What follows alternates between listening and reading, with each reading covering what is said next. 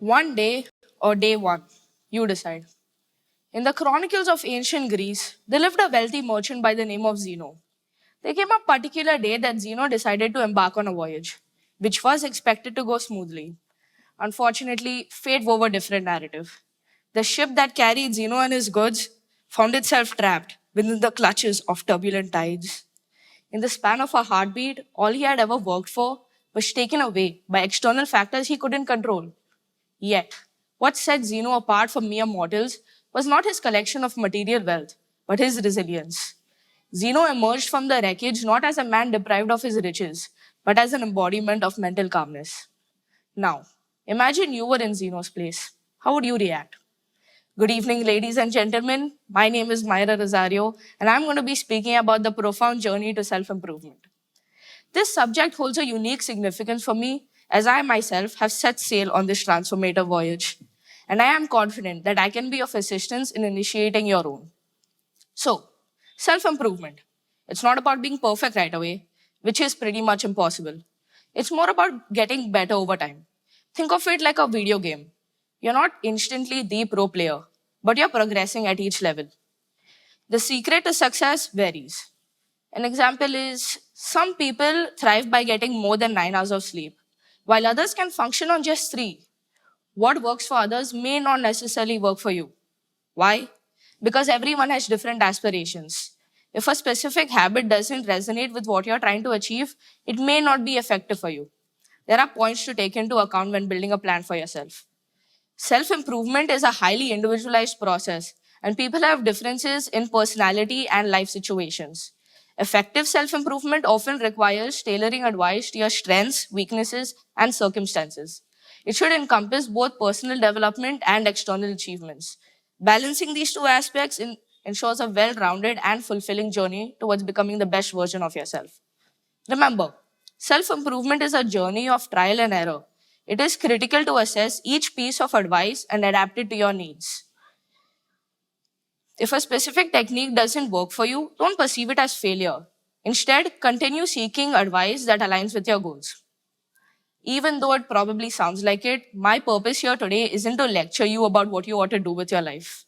I'm here to offer guidance and share tips or habits that I also try to use that may enhance the quality of your life. It's up to y'all whether you want to use these suggestions and adapt them into your lifestyle. Self improvement incorporates a multitude of facets, but in this context, I shall be directing our attention to a specific aspect: time management. Time management, what is it? Time management means organizing your schedule to get things done more efficiently and making the most of your time. Imagine your days like a puzzle, and time management is a secret clue that helps all the pieces fit perfectly together. I'm going to be stating some simple but effective strategies to become the master of your time. Number one, set clear goals. Think of your goals like destinations on a road trip. Knowing where you're headed helps you to plot your course. So, note down your big dreams and the little steps to reach them. Or if you don't want to think that far ahead, think of things you want to complete in a day and do your best to accomplish that. Number two, sort your tasks like a pro. Not all tasks are created equally. Some are urgent, some are not. The Eisenhower matrix, fancy name, right, helps you to separate these tasks. Urgent and important. These are things that hold significant value and need your immediate attention. Something like taking care of a family emergency. Important but not urgent. These are significant things that don't need to be done right away, like exercising. You can schedule it. Urgent but not important. These are things that need your prompt attention but aren't really major. Something like posting on social media. It can wait. Neither urgent nor important. These are things that are completely meaningless and aren't worth your time, like mindlessly browsing on the internet. Number three, assemble your to do list. Think of your to do list as a treasure map, and each task is like your path to finding the treasure. And as you tick things off, it's like getting closer to finding your treasure. Simple, right? Number four, unlock your deeper focus. Distractions are time thieves. Beeping notifications, social media, that noisy neighbor, they're all out to steal your time. Create a peaceful work environment and watch your focus sharpen. A way I use this is downtime, which is during a specific time period, all apps on my phone are blocked. Balance your life, don't burn it. Um, Life isn't just about work, it's also about family, friends, hobbies, and that epic Netflix show you're binging. Balancing your life and work is like balancing on a seesaw. If you overwork, you'll crash. So allocate time for your family and friends also. Allow me to share with you all an experience of how I struggled but adapted with managing my time. There I was, studying for a big exam. And by studying, I mean scrolling through YouTube.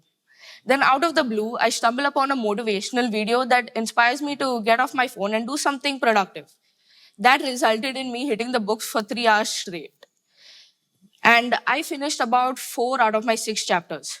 Victory was mine, or so I thought. Enter stage left, mental fatigue. My brain hits a wall and it rejects any new information like a stubborn bouncer at a club. There I was, staring into the abyss, feeling like a mindless zombie, drawn back to my phone like it was brain food.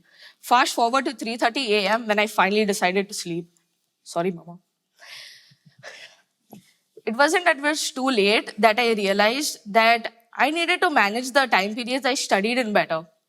That's when I remembered my friend Varada, she introduced me to a method called the Pomodoro method. 25 minutes of laser focused work with 5 minute breathers. Sounds like a cup of tea, right? Wrong. Unfortunately, I couldn't work with that. But but here's the thing. I decided not to give up. Like Einstein developing the theory of relativity, I struck gold with my own custom formula. 45 minutes of grind time with a sweet 15-minute breather. With this weapon in my arsenal, I shot down mountains of work, and that left me feeling more fulfilled than a scroll through social media ever could. Life is a journey about growth.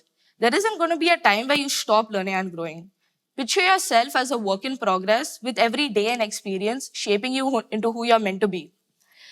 There are big obstacles out there, but remember, even the mightiest mountains are conquered by the smallest steps. Setbacks teach you and make you stronger. In the words of Thomas Edison, I haven't failed. I've just found 10,000 ways that won't work. Remember that the journey to improvement isn't always easy, but it is worth it. One day or day one, you decide. Thank you.